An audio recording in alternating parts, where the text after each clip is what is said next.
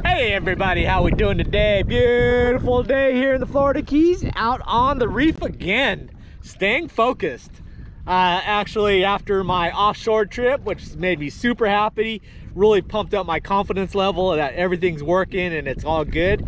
So actually yesterday I came out to do some reef fishing, but that kind of got screwed up. My chum guy was on vacation and that threw me off, so I had to go do a chum run, and that wasted some time. And I was debating on just doing the backcountry, but I was like, no, gotta stay focused. So I got another case of chum from somewhere else. Started getting late, so I was rushing, grabbed my camera, got a battery, but didn't put a memory card in the camera. So I got out here, but I said, all right, no worries. It was a good day for prospecting. So I spent a lot of time basically from halfway of the 7-mile bridge directly south to the reef, and then zigzagging from 50 to 110 foot. Just back and forth working the reef edge, just to kind of prospect, looking for little areas, pockets that might stick out a little differently. Fished a little bit towards the end, just caught some little dink yellowtails, nothing really worthwhile.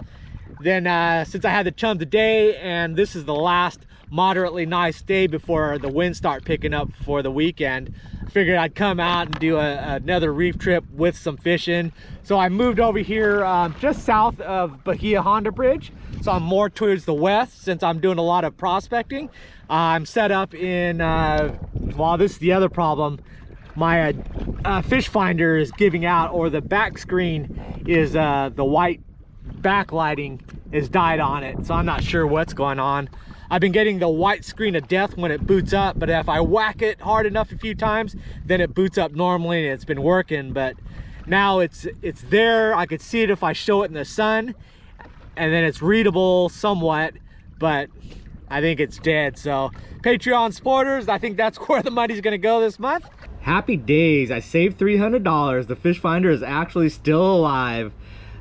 Here's what the issue was. So when I powered it on, it would bring up the main screen and everything looked fine. It was just when it got to the actual screen that I couldn't really see much. But let me show you here. Boom, and that's what I could see. You could see the hook, and then there's, in the faint background, you can see there's a menu there, and that's the map. And you can kind of still barely see it. I could see it a little bit better when the sun was directly on it and I had coated the screen with water, and then I could kind of see it. The fix was actually, there is no lighting controls on the buttons here, nor is it in the menu. The way it works is the power button. You have to toggle it really quickly a couple of times, and that brings you to the brightness screen, the backlight screen, and then you just use that to toggle how much brightness you want. And that's where I was sitting at the whole day, and I couldn't really figure out what was going on. I couldn't find the brightness screen, but that's where it's at, and all is well. Happy days. So here's my marks, what I did on that prospecting day when I didn't have my camera. All I did is just spent my time just zigzagging along the reef line section at a time, basically doing a grid search. I'm looking for structure, any type of anomalies. If I found fish, that's great, but they tend to move, so it always changes. But if I find a good spot that looks like it's going to continually hold fish, then I'll have a zone that I can always go to just in case I don't find a school of fish on the finder. But that's all I did, just zigzag in and out, basically around 50 to 110. And this was today's prospecting that I did. Like I said, I really couldn't see the fish finder very well unless I perfectly had it angled right. So I carried it in my hand, and it's still hard to see, and I couldn't really see very well. But I just tried to work this kind of edge here. That's a contour line. So I was just checking those spots, because I see some little difference anomalies there and there. Then over here, and then I called it a day because it was just too hard. But anyways, we're set up here on 60 foot. Got the chum bag going. Winds are moving from the southeast east to the west, which is normal. It's been coming out of the south, but also the tide is reversed and it's running from the east to the west. So that's a little different. That's kind of a backwards current. Like I said, I'm set up in 60 foot, just shy of the 70 foot where it drops off to the 100. And then I figured I didn't want to put a lot of time trying to chum up a 100 foot. I came inside, so we're just gonna see what we can do. So anyways, that's the plan. It was nice today. I was at the launch, and someone had dumped their ballyhoo right there at the launch. I know it wasn't there last night because I got in pretty late last night, and then I was like the last one, and then I came in today and there's like a half dozen of them sitting right at the concrete launch. I threw 2 of them out because there was a bunch of mangrove snappers trying to get at them, but then I was like, hey, wait a second. So I just kept them. They look in decent shape, so I can use those as bait. I've got my frozen stuff as well, so let's run some baits back and see if anything's coming out of here. There we go. What we got? Another little yellowtail. They're waking up.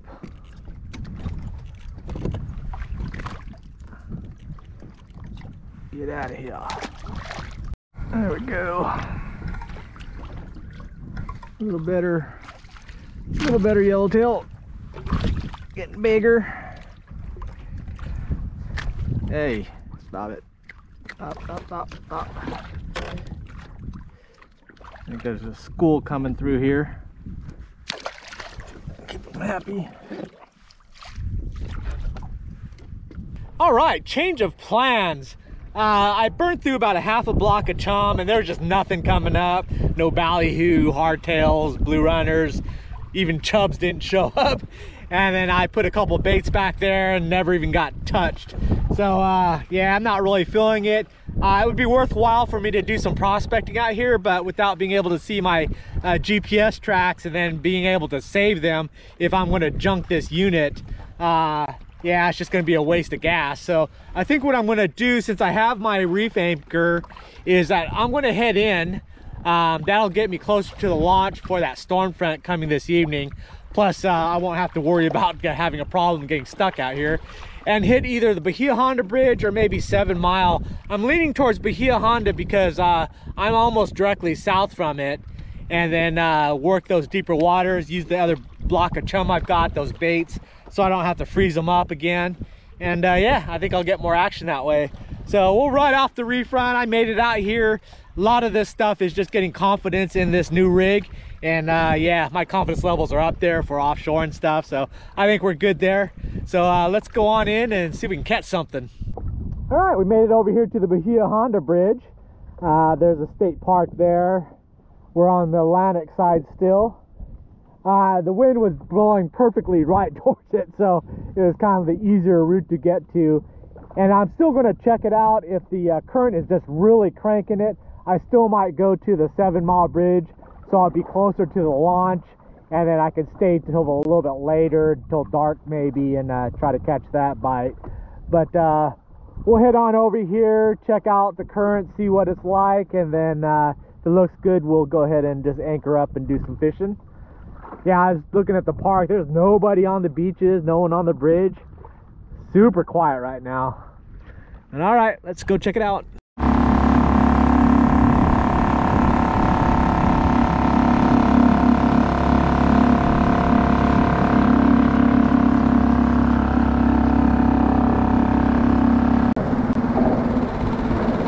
Yeah, we're at somewhat high tide and dropping. You can see by the water levels there. It's cranking.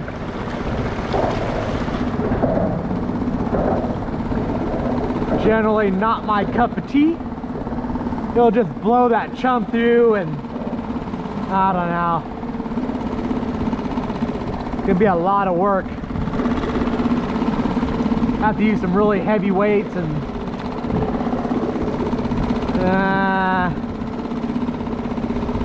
good old 45. I think, methinks,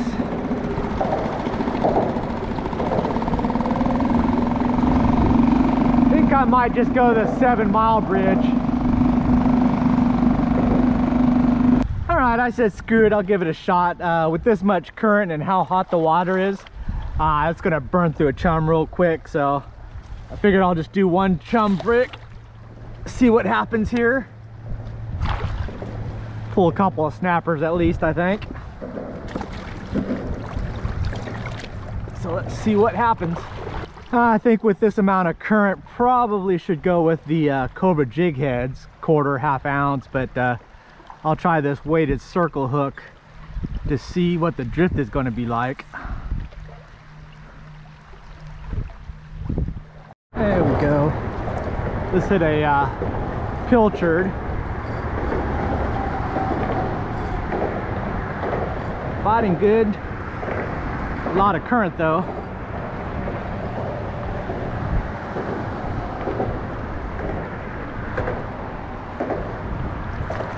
Bait. Little jack.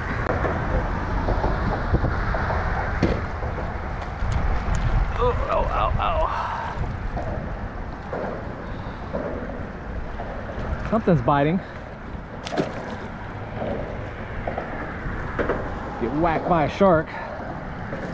All right, we are over here at a spot along the 7 Mile bridge. I'm just 100 yards or so east of Fred the tree on the 7 Mile bridge. And I don't know if you can see, we're right underneath the old bridge there. And as you can also see, it is nighttime. So hopefully, I think the current should start dropping a bit now, slow down a bit, make it a little bit more manageable. Put a chum bag out, and I'm just gonna drift some baits back and see if there's anything biting at dark. So Hail Mary time. Go. I don't know what structure's down here. I can't really see. And a catfish. What? Where are we, in the bayou? What the heck? Catfish. Huh. That's a first.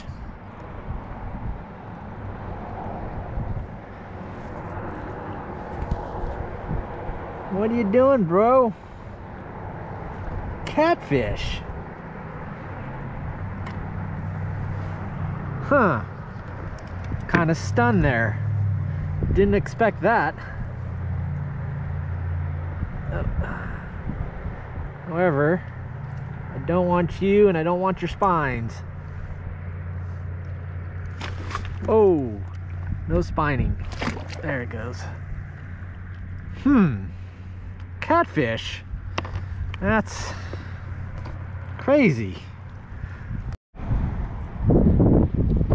There we go. That's that weird kind of fight again.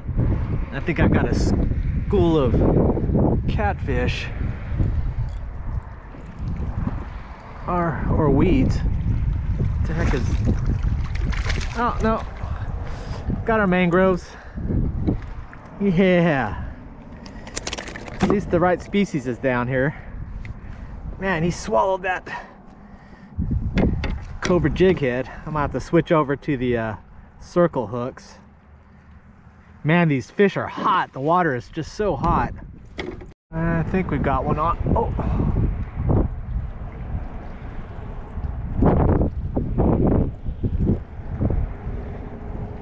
Taking it. Taking it. Oh.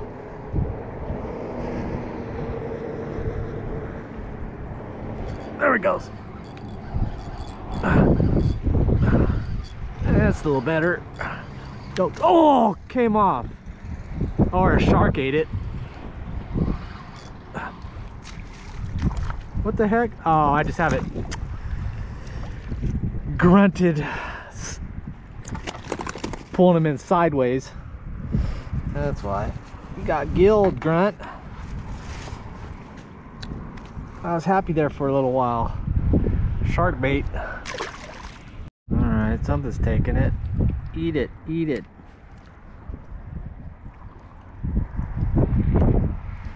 There we go. There we go.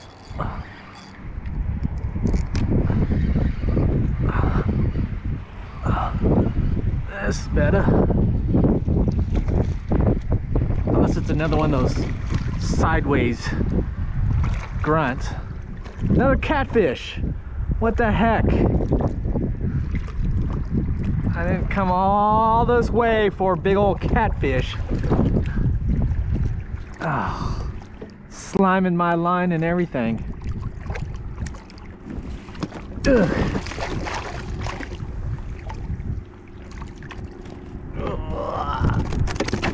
Oh, stab me, don't stab me.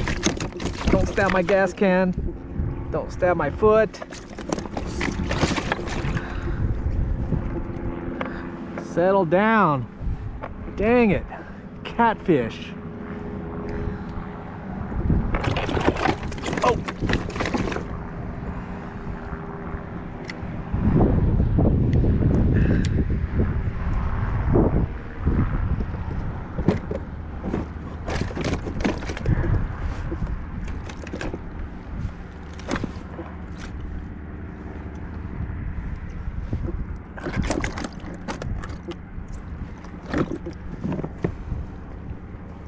Yuck.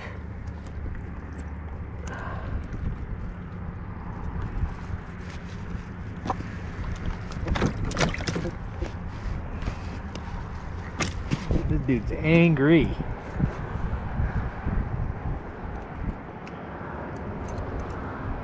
Got double stuck.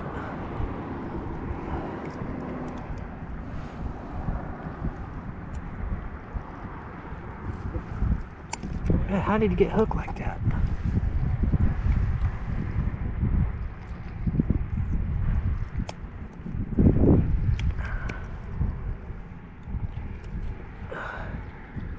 Don't want to get stuck.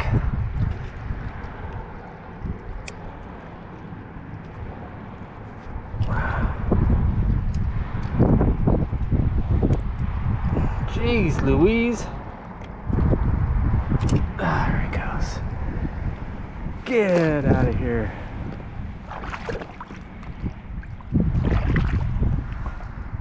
Oh, catfish. Glorious catfish. Slimy, stinky catfish. Well, it looks like maybe the weeds are letting up. Plus I'm seeing glass minnows showing up. Maybe some shrimp will show up.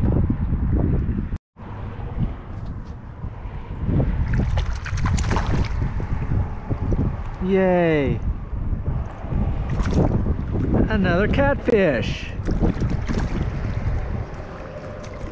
It's Catfish City!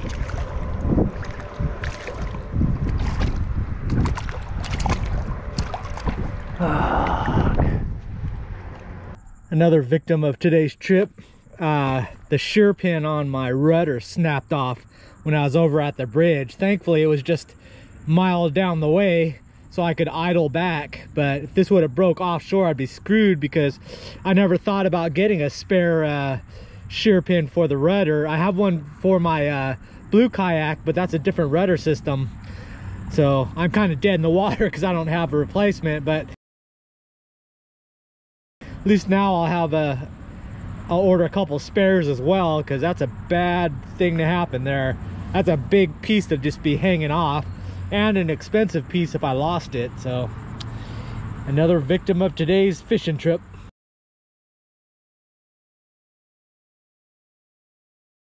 Oh, finally, car's loaded, ready to go. Oh, brutal. Went out to the outside edge of the reef, over to the Bahia Honda Bridge, the 7-mile bridge, and back. Broke my fish finder, broke my rudder. Oh, and all I caught was catfish. But that's okay. It's all about getting confidence in that offshore rig, so I got to get miles on it. And breaking stuff is all right, because when I break stuff, then I fix it and I make sure it's right. I got spares, so I'm okay with that.